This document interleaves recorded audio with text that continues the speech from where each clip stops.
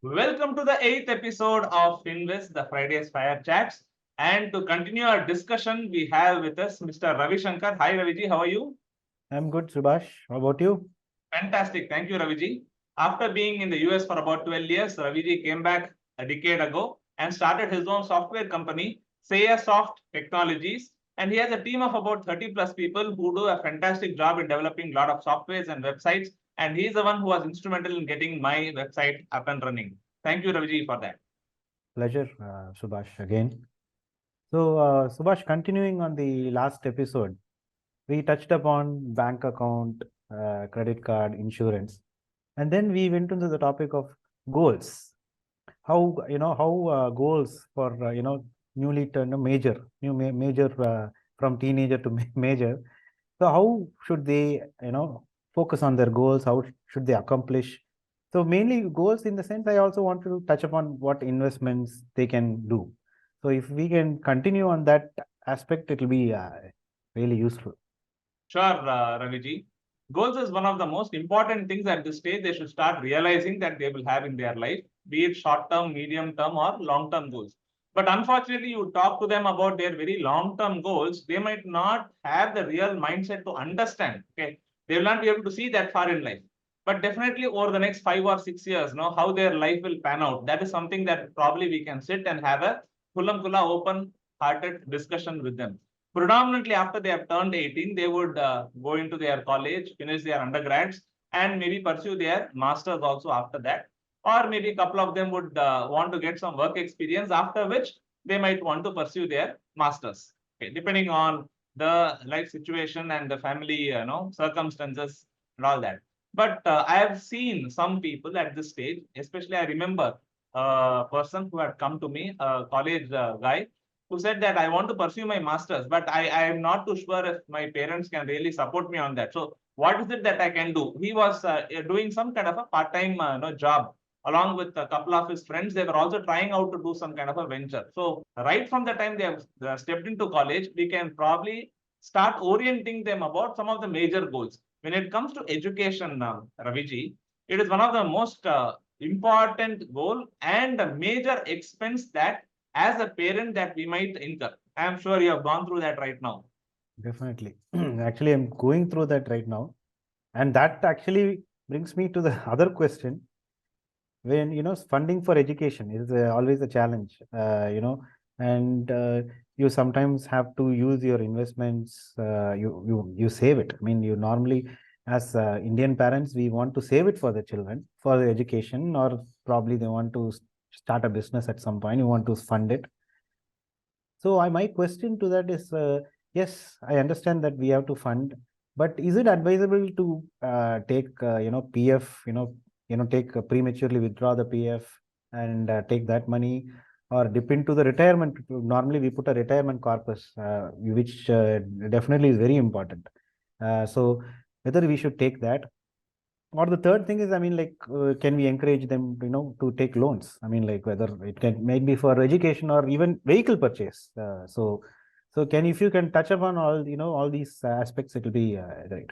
Sure. See, when it comes to the vehicle, I would always suggest that give them the space to start building up a corpus. It could be in a simple thing like an RD in a bank or in a post office, or maybe a small SIP that they can start building up. So when they build up that particular corpus, and after that they buy it, there'll be a sense of satisfaction that I have earned the bike on my own, or I have earned the vehicle on my own rights. Okay. So rather than as a parent be going and buying it out for them. So they might not really understand the value of money at that stage. So for vehicle, I wouldn't really recommend going for a loan. But for education, most often I have seen many parents, they would have done some kind of an investment when the child was at a young age.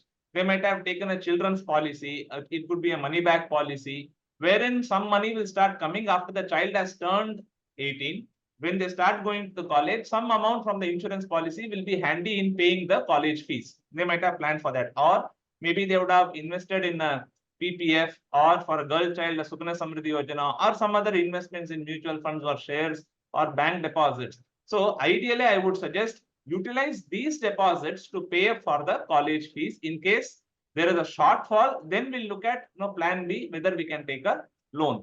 But I would never ever recommend somebody to dig into their retirement savings for this. Okay, many a time I hear some kind of thoughts that parents have that I will take care of their education and all that, but tomorrow they will take care of me. That is something that we should never ever, rather, I wouldn't say rely on. It should not become like a burden that we expect them to take care of us. Correct. So Self-reliant. rather than digging up our retirement corpus, taking money from your PF and probably funding their education, in that case, it's better to go for an education loan in case of shortfall of funds.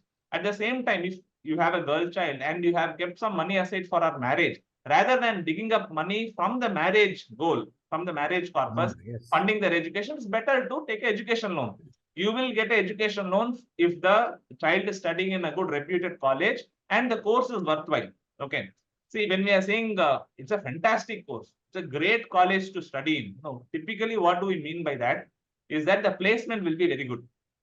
The average salary that a student gets from the placement will be much higher than the average market. Okay. So if the package is so good, if their salary is going to be very good after the placement, then they will have the affordability to pay the EMI. Nothing wrong. Whereas if you are taking money out of your own retirement funds or marriage, you cannot get a loan for your retirement. Nobody will not give. Education is definitely funded. I mean, correct. And at the time of marriage of the children at that age, you will not want to take a loan for marriage. Okay. You can get a loan by pledging the gold, but what will you do in a marriage? You need gold. Gold.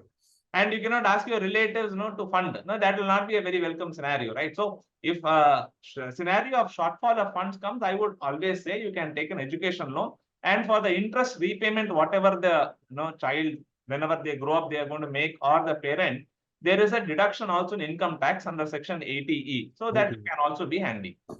Correct. So especially it comes in handy, and when you are actually funding for abroad education, actually the education loan definitely plays a big part, because it comes with all these TDS. You can actually claim a very less TDS, like 0.5% when you do the education loan. So all those things, yes, definitely I agree with that. So now it comes to the question, when you pay the loan, you have this, I know this moratorium period is a beautiful thing, because they are giving you time for 3-4 years to wait and then pay. But should we, I mean, if there is money, if there is surplus money, parents have, should they start paying, the interest, the interest component beforehand? What is your take on moratorium? There cannot be a very generic answer to this, but let me give you a scenario alone. If there is a surplus money available with the father or the mother or the parent, generically speaking, and they want to pay it, then you can do that depending on the interest rate of the loan, as well as from where you are organizing these funds. Okay, the opportunity loss from where you are taking out the money. But I would always recommend, rather than doing that, it is better that the child, once they get a placement and they start earning, from their first salary onwards, they can start repaying. See, the pros and cons are there on both this. When you are talking about starting the repayment immediately after taking the loan, what happens? The interest will not add up. Okay, so there is no moratorium period that you are enjoying, and you start paying it up. The loan amount will start being repaid right from the end of the first month of disbursement of the loan.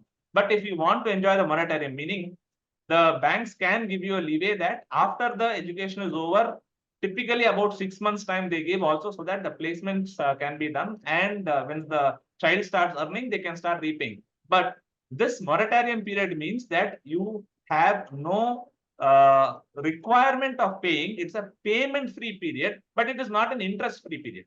Interest will add up. So the compounding factor will creep in, and interest on interest will continue to add up, and the loan amount will grow in size. So depending on the interest rate that you are paying, if it is pretty costly, and the place from where you're going to take out the money, that is from your existing investments. If the opportunity loss there, meaning let's say your education loan is at 8%, and you are going to take it out from an equity asset where it is growing at say 12%, then it is not a good trade-off. If you are going to take out the money from a FD which is earning you 7%, and you are wanting to pay off the loan which is at 8%, then that's a good trade-off. Correct. Depends on what kind of investment you have. Correct. True.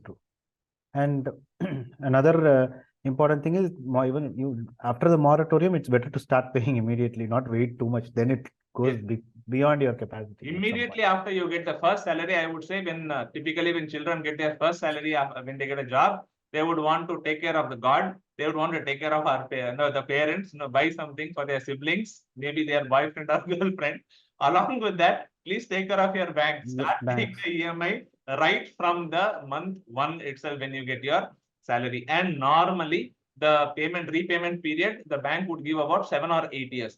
Even from the income tax perspective, the deduction can be claimed under Section 80E for the interest paid on education loan for a period of 8 years, starting from the year you start repaying the loan.